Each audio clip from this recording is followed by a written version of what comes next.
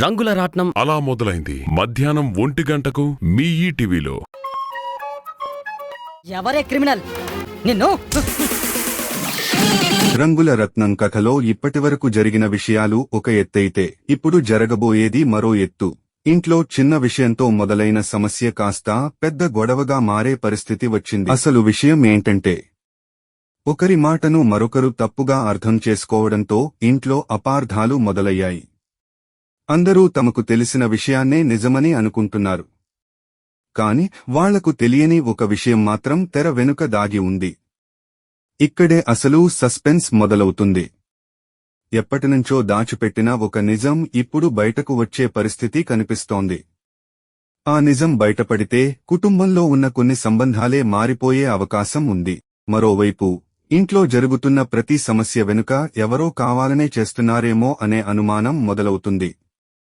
మొదట ఎవరికీ పెద్దగా పట్టించుకోరు. కాని ఒక్కొక్కటిగా కొన్ని చిన్న విషయాలు బయటకు రావడంతో అసలు దీని వెనుక ఎవరు ఉన్నారు అనే ప్రశ్న అందరి ముందుకు వస్తుంది. ఇంతలో ఒక వ్యక్తిపై అనుమానం మరింత పెరుగుతుంది. ఎందుకంటే అతను చెప్పే మాటలకు, జరుగుతున్న సంఘటనలకు పొంతన లేకుండా ఉంటుంది. కాని ఇక్కడే మరో ట్విస్ట్ ఉంది. అందరూ అనుమానిస్తున్న వ్యక్తి నిజంగానే తప్పు చేశాడా?